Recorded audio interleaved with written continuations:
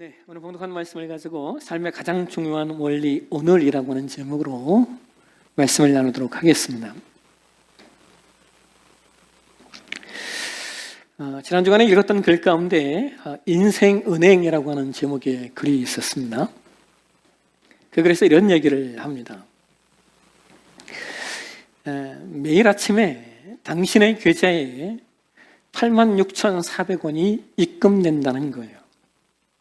그런데 이 계좌는 독특하답니다. 왜냐하면 밤 12시, 즉 자정이 되면 남은 잔액은 단 1원도 남지 않고 사라지기 때문입니다. 다음 날이면 어김없이 86,400원이 다시 입금되지만 어제의 잔액을 이월할 수는 없다는 것입니다. 자, 여러분이라면 어떻게 하시겠습니까? 86,400원을 이월하시겠습니까? 아니면 오늘 다 쓰시겠습니까? 단연코 1원도 남기지 않고 다 쓰시려고 하실 것입니다. 그런데 여러분, 이것이 가상의 이야기가 아니라는 거예요. 이것은 하나님이 우리에게 매일 선물하시는 시간에 대한 이야기이기 때문입니다. 우리에게 주어진 하루가 초로 계산하면 86,400초이기 때문입니다. 그런데 종종 우리는 어제의 후회라는 구멍으로 이 시간을 흘려보내거나 혹은 내일의 염려라는 이름으로 아직 쓰지도 못할 시간을 미리 가불해서 오늘을 걱정하며 낭비한다는 것입니다. 여러분은 어떠십니까? 오늘을 어제의 후회라는 구멍으로 흘려보내고 계십니까? 아니면 오늘을 내일의 염려라고 하는 이름으로 아직 쓰지도 못할 시간을 가불해서 오늘을 걱정하며 낭비하며 계십니까? 오늘 저와 여러분이 봉독한 말씀은 출애굽기 16장입니다.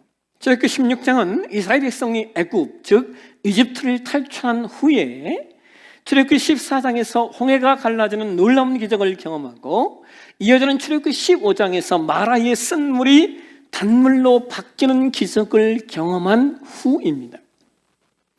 여러분, 출애굽기 14장에서 홍해의 기적을 맛보았고 출애굽기 15장에서 썩어서 먹지 못하던 물이 먹을 수 있는 단물로 바뀌는 놀라운 기적을 경험했지만 출애굽기 16장에 들어서자마자 이스라엘 백성들이 이렇게 반응합니다.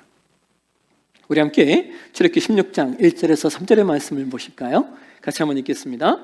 이스라엘 자손의 온 회중이 엘림에서 떠나 엘림과 시내산 사이에 있는 신광야에 이르니 애굽에서 나온 후 둘째 달 15일이라 이스라엘 자손 온 회중이 그 광야에서 모세와 아론을 원망하여 이스라엘 자손이 그들에게 이르되 우리가 애굽 땅에서 고깃가마 곁에 앉아있던 때와 떡을 배불리 먹던 때에 여호와의 손에 죽었더라면 좋았을 것을 너희가 이 광야로 우리를 인도해 내어 이 온 회중이 줄여 죽게 하는도다. 여러분, 출애굽기 16장 1절을 보면요, 이스라엘 백성들이 애굽에서 나온 지 둘째 달 15일이래요. 여기 둘째 달 15일이라고 하는 의미는 이스라엘 백성들이 유대 종교력으로 1월 15일에 출애굽했기 때문에 둘째 달 15일이라고 하는 것은 그들이 출애굽한 지 이제 한 달이 되었다는 겁니다. 그들은 출애굽한 지 한 달 만에 홍해의 기적을 경험했고 마라의 쓴물이 단물로 바뀌는 기적도 경험했습니다. 그런데 그럼에도 불구하고 오늘 본문에 2절에 뭐라고 말하는 거예요? 모세와 아론을 원망했다라고 성경은 말합니다. 여러분, 그들이 왜 모세와 아론을 원망했습니까? 그들이 이집트에서 먹던 고기와 떡이 생각났기 때문입니다. 그런데 그들이 이렇게 얘기합니다. 애굽 땅에서 고깃가마 곁에 앉아 있던 때와 떡을 배불리 먹던 때에라고 말입니다. 여러분, 우리가 조금만 생각해 보아도 이스라엘 백성들이 이집트에서 노예 백성으로 살았는데 얼마나 고기와 떡을 배부르게 먹었겠습니까? 출애굽기 1장과 2장만 살펴봐도 그들이 얼마나 심한 학대를 받고 있었는지 우리가 어렵지 않게 확인할 수 있게 되는데요. 그런데 그들은 자신들이 이집트 땅에서 고깃가마를 곁에 두고 고기와 떡을 배불리 먹었다고 말합니다. 여러분, 이러한 인간의 심리를요, 학자들은 노스텔지어라고 말합니다. 노스텔지어라고 하는 말은 헬라어의 귀향을 뜻하는 노스터스라고 하는 단어와 고통을 뜻하는 알고스라고 하는 단어가 합쳐져서 만들어진 말인데요, 우리말로는 귀향증후군이라고 번역을 합니다. 귀향증후군은 돌아갈 수 없는 과거를 그리워하면서 현재에 적응하지 못하는 상태를 말합니다. 다시 말하면 인간은 종종 새로운 자유가 주는 책임감보다 익숙한 억압이 주는 안락함을 선택하려는 노예적 근성을 가지고 있다는 것입니다. 그러니까 이스라엘 백성들이 몸은 출애굽했지만 마음은 여전히 애굽에 묶여 있었다라고 하는 거예요. 그래서 그들이 오늘을 충실하지 못했던 것이고 오늘의 불평불만을 늘어놓는 것입니다. 그들 속에 여전히 버리지 못한 애굽이 있었기 때문입니다. 여러분, 이것은 오늘의 우리 삶에도 역시 마찬가지예요. 우리 안에 버리지 못한 애굽이 오늘의 우리의 삶을 방해한다는 거예요. 우리가 버리지 못한 애굽이 오늘 나로 말미암아 하나님의 사람으로서의 삶을 방해한다는 겁니다. 그래서 우리는 내 안에 버리지 못한 애굽이 무엇인지를 생각해 봐야 됩니다.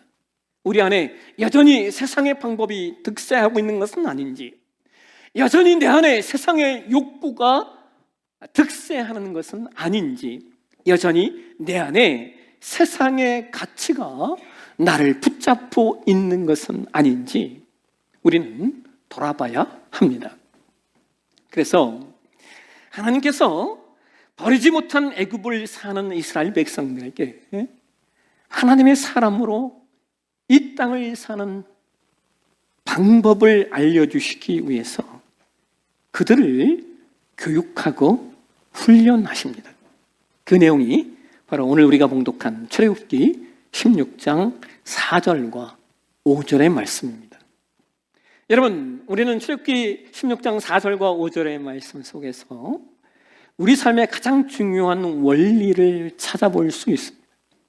우리가 버리지 못한 애굽을 버릴 수 있는 방법, 우리가 우리의 삶을 원망하지 않고 살 수 있는 방법, 우리가 현실에 충실할 수 있는 삶의 중요한 원리 두 가지를 오늘 본문 속에서 찾아볼 수 있습니다. 그 첫 번째 원리는 이것입니다. 오늘이 전부이다라고 하는 거예요. 우리 함께 출애굽기 16장 4절 말씀을 한번 보실까요? 우리 이 말씀을 이번에는 표준 세번역 성경으로 한번 보시도록 하겠습니다. 네, 같이 한번 읽겠습니다. 주님께서 모세에게 말씀하셨다.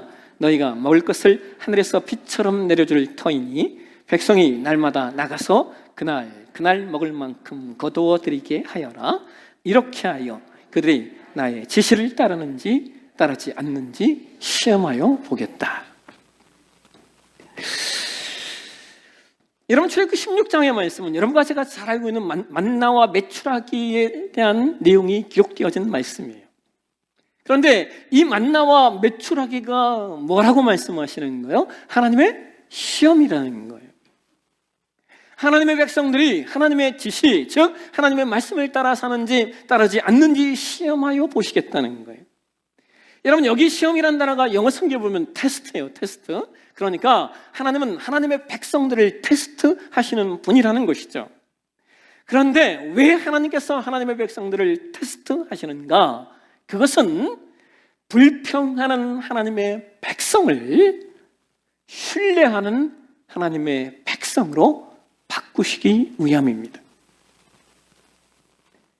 하나님께서 하나님의 백성을 전적으로 하나님을 신뢰하는 하나님의 사람으로 만들어 가시기 위하여 시험, 즉 테스트를 하시는데 그 방법이 무엇입니까? 먹을 것을 하늘에서 빛처럼 내려주실 것인데 그것을 그날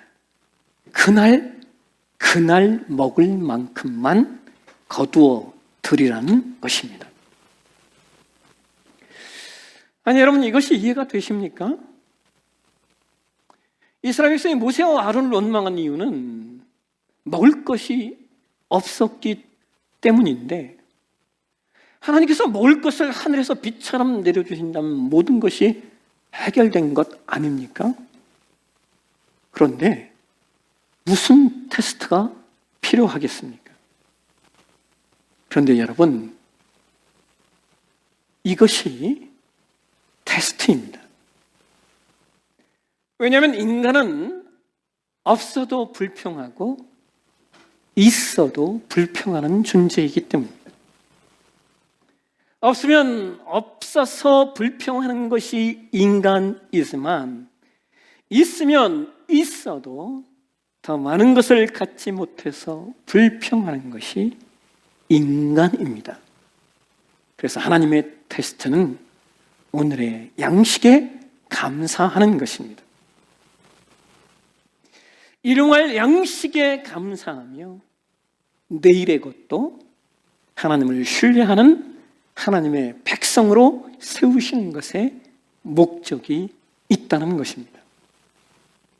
왜 그렇습니까?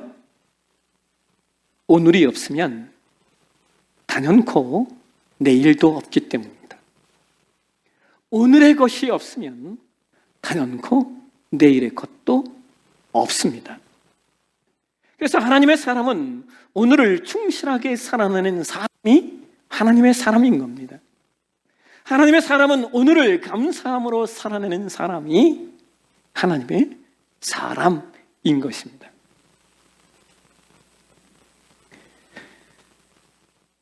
지난주에 읽었던 글 가운데 참 마음에 깊이 담겨진 글이 하나 있어요. 소셜 네트워크에 이렇게 올라왔던 글이었는데 정확한 저자가 누구인지는 모르겠어요. 그런데 제목이 80살의 내가 38살의 나에게 라고 하는 내용이에요. 그 글이 이렇게 시작되었어요. 나는 80살이다. 그런데 어떻게 된 일인지 단 하루 동안 38살의 몸으로 깨어났다. 연세가 80이 되신 분이 꿈을 꿨는지 아니면 어떤 초자연적인 기적이 일어났던지 38살의 몸으로 깨어났다는 거예요. 그러면서 이렇게 말합니다. 아침에 작은 손들이 이불을 잡아당긴다. 나는 깜빡인다.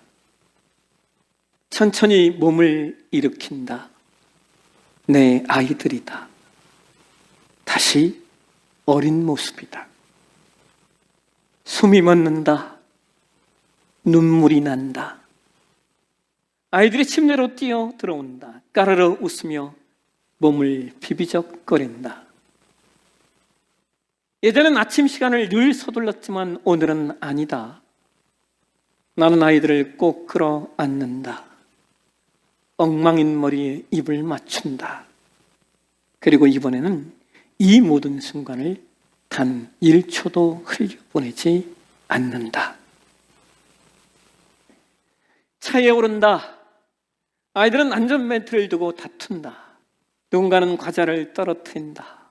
부스러기가 사방에 널린다. 예전엔 이런 순간이 짜증이 났다. 하지만 오늘은 다르다. 이 소음, 이 혼란, 나는 안다. 언젠가 이 차는 조용하고 깨끗해질 거라는 것을. 하지만 그때가 오면 나는 이 지저분함이 너무 그리울 것이다.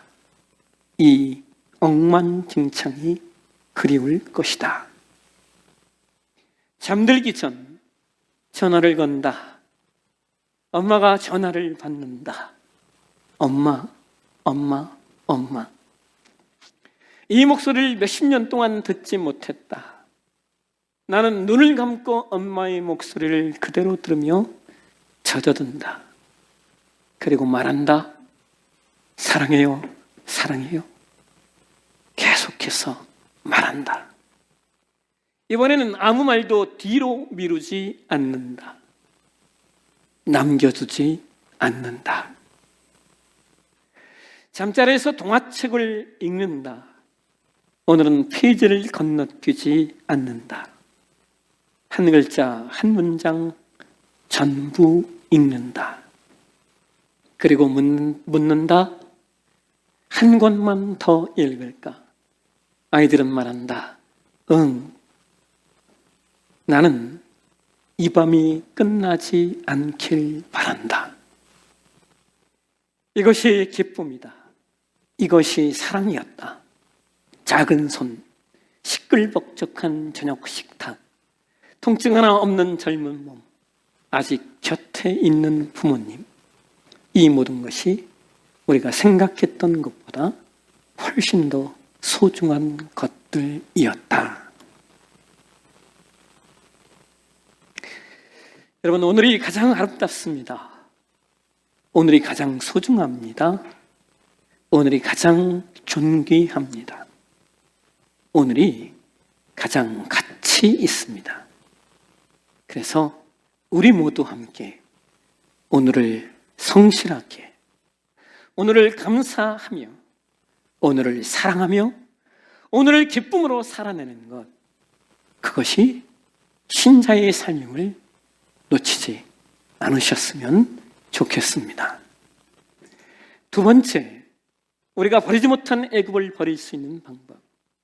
우리가 우리의 삶을 원망으로 만들지 않고 우리의 현실에 충실할 수 있는 그 두 번째 원리는 내일도 오늘 준비한다라는 것입니다. 우리 함께 오늘 보면 출애굽기 16장 5절을 한번 보실까요? 이 말씀을 역시 표준 세번역 성경으로 보시겠습니다. 같이 읽겠습니다. 매주 엿새날에는 거두어들인 것으로 먹거리를 준비하다 보면 날마다 거두던 것의 2배가 될 것이다. 여러분, 출애굽기 16장 5절의 말씀이 조금 해석이 어려운데요, 이 말씀을요 모세가 우리에게 이렇게 풀어주고 있어요. 이어지는 출애굽기 16장 22절과 13절을 한번 보실까요? 네, 같이 한번 읽도록 하겠습니다. 여섯째 날에는 각 사람이 갑절의 식물 곧 하나에 2오멜씩 거둔지라. 회중의 모든 지도자가 와서 모세에게 알림해 모세가 그들에게 이르되 여호와께서 이같이 말씀하셨느라 내일은 휴일이니 여호와께 거룩한 안식이니라. 너희가 구울 것은 굽고 삶을 것은 삶고 그 나머지는 다 너희를 위하여 아침까지 간수하라.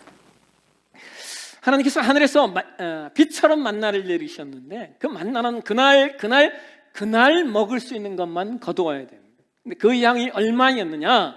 사람의 수요대로 한 오멜씩이었어요. 여기 한 오멜이라고 하는 것은 2리터 분량의 양입니다. 그러니까 가족의 수요대로 1인당 2리터씩 거두어서 오늘 하루를 먹을 수 있다는 거예요. 그런데 여러분, 이것이 왜 시험이었습니까? 욕심껏 더 많이 거두는 사람들이 있었기 때문이죠.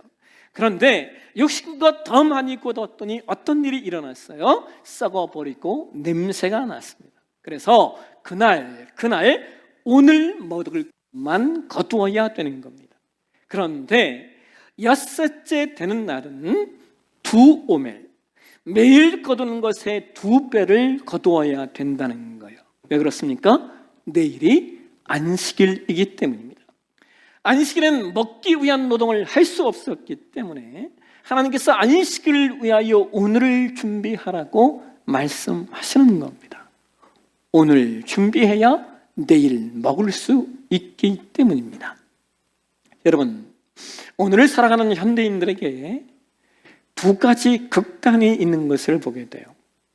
하나는 오늘만을 살다가 내일을 잊은 사람이 있고, 또 하나는 내일만을 살다가 오늘을 잊은 사람이 있다는 거예요. 오늘만을 살다가 내일을 잊은 사람을 우리는 헤도니즘, 쾌락주의라고 말합니다.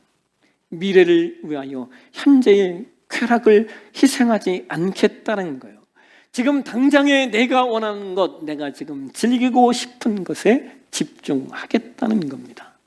반면에 내일만을 살다가 오늘을 잊은 사람을 우리는 도착지 증후군이라고 말합니다.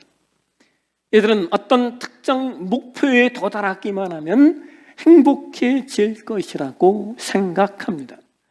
대학의 합격이나 승진이나 내 집 마련 등의 목표를 달성하면 영원히 행복해질 것 같지만, 그러나 막상 그것에 도달하면 또 다른 내일을 준비하느라 오늘을 누리지 못하는, 오늘을 미래의 수단으로만 삼는 사람들입니다. 여러분, 오늘날 이 쾌락주의는 우리 젊은 분들이 좋아하는 욜로 쪽이라고 하는 내용과 연결이 되어 있습니다. 반면에 도착지 증후군은 가생이라고 하는 내용으로 연결이 됩니다. 분명한 건 이겁니다. 신자의 삶은 오늘만을 살다가 내일을 잊은 사람이 되어서는 안 되고, 동시에 신자의 삶은 내일만을 살다가 오늘을 잊은 사람이 되어서는 안 된다는 거예요. 성도는 오늘과 내일, 즉 현실의 충실함과 미래의 준비 사이에 균형을 잡아야 한다는 것입니다. 문제는 이겁니다. 우리가 어떻게 이것의 균형을 잡으며 살 수 있는가? 이것을 인문학적으로, 그리고 심리학적으로, 그리고 신학적으로 말씀을 드릴 수 있습니다. 인문학적으로는 메멘토 모리와 카르페 디엠을 기억하라라고 하는 거예요. 메멘토 모리, 죽음을 기억하라는 것입니다. 카르페 디엠, 현실에 충실하라는 거예요. 인생의 끝이 있음을 알고 오늘을 낭비하지 말라는 것입니다. 내일을 대비하는 지혜를 갖추되 오늘이라는 선물에 감사하는 태도를 놓치지 말라는 것입니다. 심리학적으로는 몰입과 재앙성의 균형을 이루어야 한다라고 하는 거예요. 내가 하는 일에 완전히 빠져드는 몰입과 반면에 이 일이 어디로 향하는지 아는 목적이 결합되어야 한다는 것.